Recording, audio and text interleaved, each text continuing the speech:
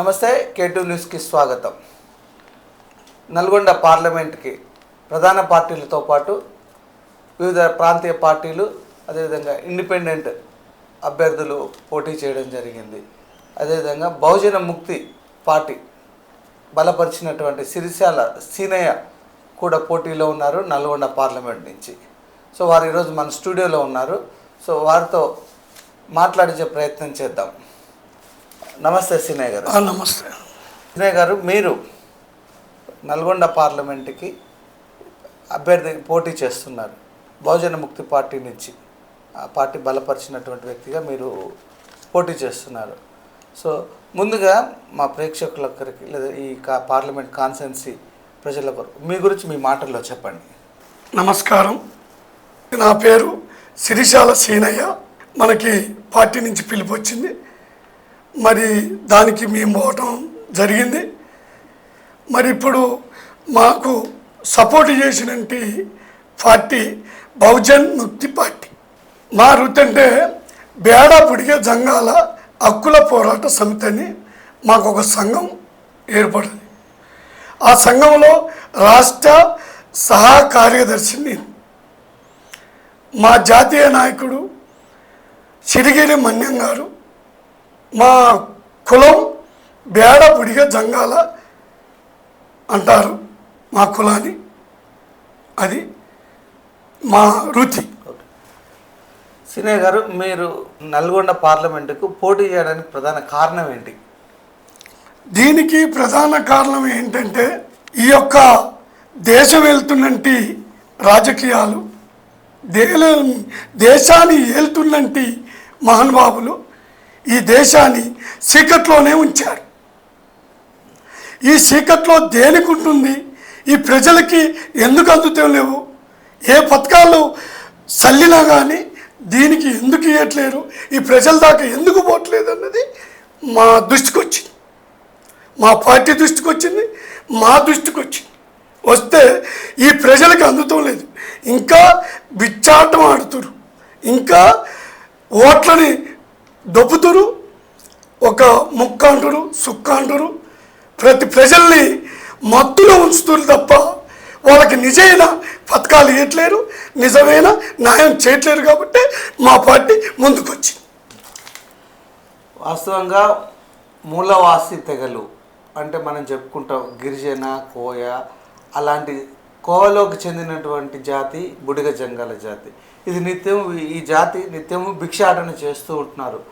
వారిని పైకి తీసుకురావడానికి ఇప్పటి వరకు ఏ ప్రభుత్వాలు కూడా వారికి సహకారాలు అందించినటువంటి పరిస్థితి లేదు. ఈ సందర్భంలో ఆ జీవన విధానం మారడానికి ఏ విధంగా వారి తోడ్పాటును అందిస్తారో, లేకపోతే వారిని పైకి తీసుకురావడానికి వారు ఎలాంటి కృషి చేస్తారో వారి మాటల్లో తెలుసుకుందాం. ఎందుకంటే మమ్మల్ని అనగదొక్కటం కారణం ఏంటంటే వినవా, దీనికి మూలం వెతికి వాళ్ళు ఓటప్పుడు వస్తున్నారు, మమ్మల్ని బుచ్చగిస్తున్నారు, ఈ పథకాలు అనేటి వేస్తున్నారు. ఆ పథకాలకి వీళ్ళు ఆశపడటం వల్ల ఒక కడుపు బాధ అనేది ఉంటుంది. కాబట్టి తల్లి, బిడ్డ, అక్క, చెల్లెలకి వచ్చి వాళ్ళని విడదీసి పాలిచ్చే తెలివితేటలతో వాళ్ళు మా గూడెలకి, మా పల్లెలకు వస్తారు. ప్రతి నియోజకవర్గంలో లక్షల జనాభా ఉన్నాయి మా ఓట్లు ఉన్నా కానీ, ఏమయ్యా అధికారి మరి మీ దగ్గరికి వస్తున్నామంటే కాళ్ళు అరిగిపోతున్నాయి, చెప్పులు అరిగిపోతున్నాయి. వాళ్ళు కాగితాలు రాసిచ్చినా, మరి అగ్రిమెంట్లు రాసిచ్చినా మమ్మల్ని పట్టించుకునే నాదుడు లేదు. మా జాతి చాలా ఇంకా బిచ్చగాలుగానే చూస్తుంది తప్ప ఇప్పుడు కూడా మాకు గుర్తింపు లేదు. చాలా అవస్థపడుతున్నాం, చాలా బాధపడుతున్నాం. మా సోదరులకు కూడా చెప్తున్నా నేను, ఇంకా జెండాలు మీరు మోయకండి. జెండాలు మోసి ఆ సుక్కకి ముక్కకి మనల్ని సీకట్లో నెట్టి అనగదొక్కుతురని మాకు ఆవేదనతో ముందుకు వచ్చిన నేను. మీ బుడిగ జంగాల్లో ఏదైతే మీ అనగారినటువంటి జాతి ఏదైతే ఉంటుందో వాళ్ళకి ఇప్పుడు ప్రభుత్వం తరఫున అంటే పెన్షన్లు కానీ లేకపోతే ఎలాంటి సహాయ సహకారాలు మీకు అందుతున్నాయి? ఎక్కడ అందుతున్నాయి? ఏమి ఎలాంటి అంటే ఎలాంటి కూడా అందుతలేవు. లేవు సార్, అందుతో లేవు. నేను చెప్తున్నాగా డైరెక్ట్గా ఎక్కడ పథకాలు అందుతున్నాయి, ఏ నియోజకవర్గం చూసుకోండి, ఏ భారతదేశంలో చూసుకోండి, మాకు డైరెక్ట్గా వచ్చి ఇండ్లు ఇచ్చిన వాళ్ళు ఉన్నారా? పార్టీలో ఒక లెక్క లీస్ట్ ప్రకారంగా 2 ఇండ్లు వస్తే వానికి ఇస్తే ప్రతి పార్టీ వాళ్ళు, అది బీజేపీ కానీ, అది కాంగ్రెస్ కానీ, టీడీపీ కానీ, అది టీఆర్ఎస్ పార్టీ కానీ, ఏ పార్టీ పైన ఉన్నా సర్వేలు చేస్తున్నారు, మా అడ్రస్లు తీసుకెళ్తున్నారు, మా ఆధార్ కార్డులు తీసుకెళ్తున్నారు, మా అడ్రస్ అంతా తీసుకుంటారు, అది పక్కన మడి దింగుతారు, ఏం చేస్తారు వాళ్ళకి వస్తుందిలే అని మప్ప పెడతారు.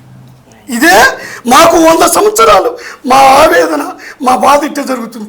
మేము చెట్ల మూలికలు సాధుల రూపంలో, బిచ్చాటక రూపంలో, మరి బుద్ధుడి రూపంలో కూడా మేము తిరగవలసినట్టు పరిస్థితి మాకు ఏర్పడ్డది. ఎవరు కారణం? మీ నాయకులే కారణం, మీ అధిపతులే కారణం. మీరు మాకు డైరెక్ట్గా మా వాడలకు వచ్చి మాకు ఎక్కడిచ్చారు? యాదన్నయ్య పథకాలు, మా అబ్బాయికి కళ్యాణ పథకం పెట్టి, కళ్యాణ పథకం ఇంతవరకు కళ్యాణ పథకం కూడా రాలేదు. ఎవరికి వచ్చింది? మా ప్రజలను అడగండి, మీ ఇంటికి పోయి అడగండి. ఓట్లయితే దండాలు పెడతారు, మరి వన్యంకి నమస్కారాలు చేస్తారు. మరి మాకు ఎక్కడిచ్చిన పథకాలు? ఏ నాయకుడు ఎవరు వస్తారో వచ్చి స్టూడియోలోకి వచ్చి నాతో మాట్లాడమని, నేను డైరెక్ట్గా నేను మూలవాసిని, నేను మాట్లాడతా.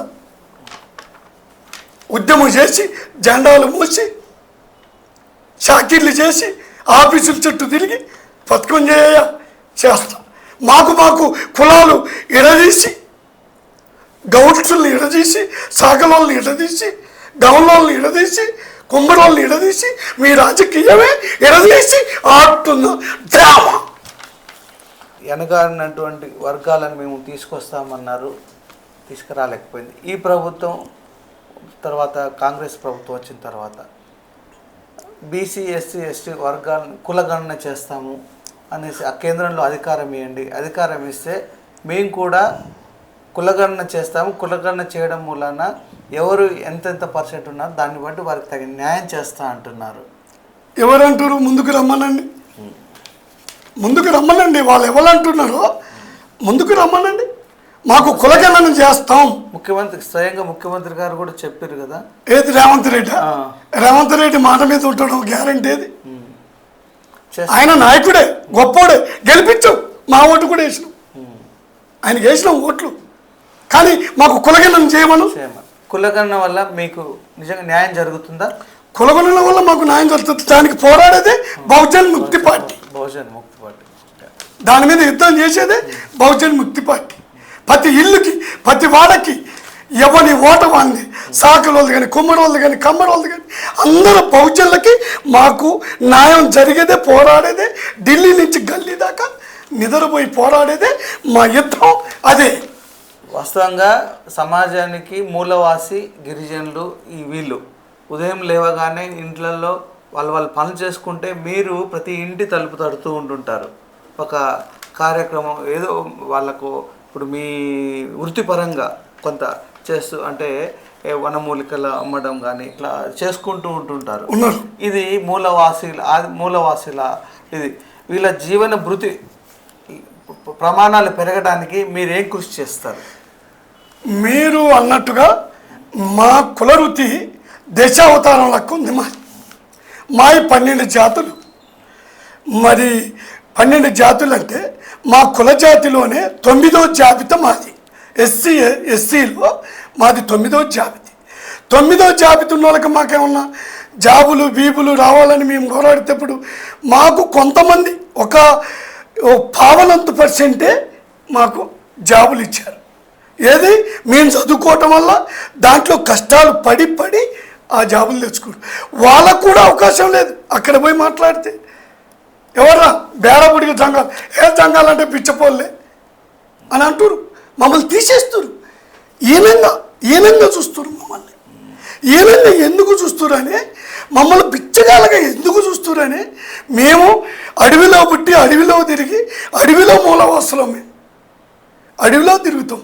అడవి మూలికలు, మరి తాయితలు, శాస్త్రాలు, మా పెద్దవాళ్ళు ఎన్నో శాస్త్రాలు, మూలవాసి శాస్త్రాల్లో ఈ నాగభూమిలో పుట్టినట్టే జాతి మాది. మేము అసలు మా అన్ని బహుజనులు ఏం జాతి అంటే మాది పార్వతీ పరమేశ్వరులకి సంబంధించినటువంటి జాతి. మా జాతి అనగదొక్కుతారు. ఎందుకు అనగదొక్కుతారు? ఎస్సీ బీసీ ఎడగొట్టి పేపర్ చదివి మంచి ఎడ్డులో కూర్చొని చూసుకొని ఈ జాతికి ఇంత ఇవ్వాలి, ఈ జాతికి ఇంత ఇవ్వాలని మీరు లెక్కలు పెడుతున్నారు. అక్కడ ఇక్కడికి వచ్చినాక మాకు బొక్కలు చూపిస్తారు. మాకు పనులు కావట్లేవు సార్. మీరు అడిగిన దానికి మేము ఊరూరు వేషాలు వేసి కళాకారులు వేసి తెలంగాణకు కానీ రాష్ట్రం వచ్చేదానికి కానీ ముందల మేమే. నల్గొండ పార్లమెంట్ నియోజకవర్గ ప్రజలందరికీ మీరు ఏం విజ్ఞప్తి చేసుకుంటున్నారు? నల్లగొండ ప్రజలారా, మీకు ఎగుమతి చేసేది ఒకటే, మీ అందరికీ ప్రజాభివందనములు. ఎస్సీ బీసీ మైనార్టీలకి మీరు మేల్కోండి.